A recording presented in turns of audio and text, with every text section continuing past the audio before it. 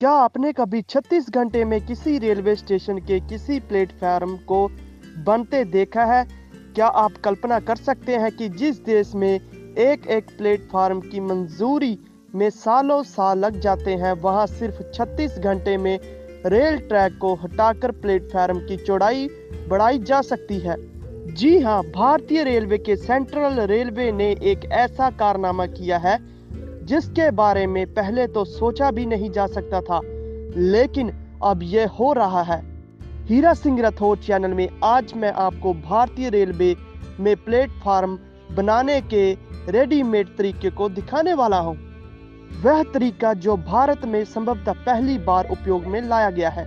लेकिन उससे पहले मेरी आपसे रिक्वेस्ट है, चैनल को कर लीजिए सब्सक्राइब। यह मुंबई के CSMT और ठाणे रेलवे स्टेशन का है, वो जो देश के सबसे तेजी से उभरते हुए शहरों में से एक है और इकोनॉमिक एक्टिविटी में देश के डायमंड सिटी सूरत के बराबर है। दरअसल मुंबई में रेलवे के 4 बड़े कॉरिडोर हैं: मेन लाइन, हावर लाइन, ट्रांस हावर लाइन और उड़न लाइन। इन रूट्स पर हर दिन 1800 से ज्यादा लोकल ट्रेनें चलती है, जिसमें करीब 30 लाख से अधिक यात्री हर दिन सफर करते हैं। 30 लाख यानी फिनलैंड जैसे देश की आधी आबादी से ज्यादा। ऐसे समझिए कि भारत में कुल 4000 शहर हैं और सिर्फ 40 शहर ऐसे हैं जहां की आबादी 30 लाख से ज्यादा है।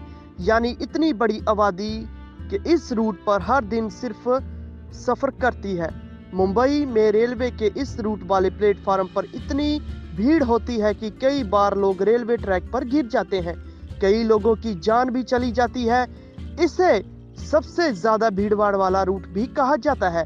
इससे निपटने के लिए रेलवे ने इन रूट्स के प्लेटफार्म को चौड़ा करने की प्लानिंग की, लेकिन समस्या यह थी कि प्लेटफार्म के चौड़ीकरण के लिए ट्रेन को रोकना होता है और काम लंबा चलता, जिससे लाखों लोगों को हर दिन परेशानी होती।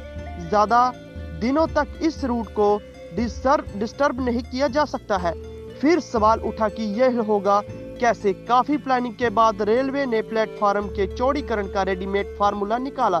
सबसे पहले फार्मूले में यह तय किया गया कि कम से कम समय में के लिए ट्रेन पर ब्रेक लगे, यानी इस रूट की कम से कम ट्रेनों को कैंसिल किया जाए।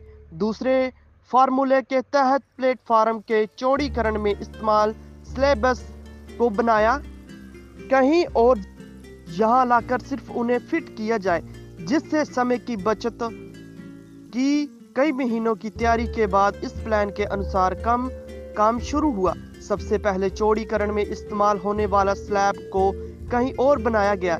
इसके बाद 2 चरणों में काम शुरू किया गया। पहले ठाणे रेलवे स्टेशन के 2 प्लेटफॉर्म नंबर 5 और 6 पर चौड़ीकरण का काम शुरू हुआ। फिर मुंबई के CST सिस्टम प्लेटफॉर्म नंबर 10 और 11 पर चौड़ीकरण का काम शुरू किया गया। ठाणे रेलवे स्टेशन पर 30 मई की रात को काम शुरू हुआ और 63 घंटे का टारगेट सेट किया गया, जबकि CSMT रेलवे स्टेशन पर 31 मई की रात को काम शुरू हुआ और फिर 36 घंटे में काम खत्म करने का टारगेट सेट हुआ। ठाणे रेलवे स्टेशन में के प्लेटफार्म नंबर 5 और 6 पर 63 घंटे के लिए और मुंबई के CSMT प्लेटफार्म नंबर 10 और 11 पर ट्रेन की आवाजाही पर रोक लगा दी गई। इसके बाद काम शुरू हुआ और सबसे पहले प्लेटफार्म पर JCB मशीन के द्वारा से ट्रैक को शिफ्ट किया गया।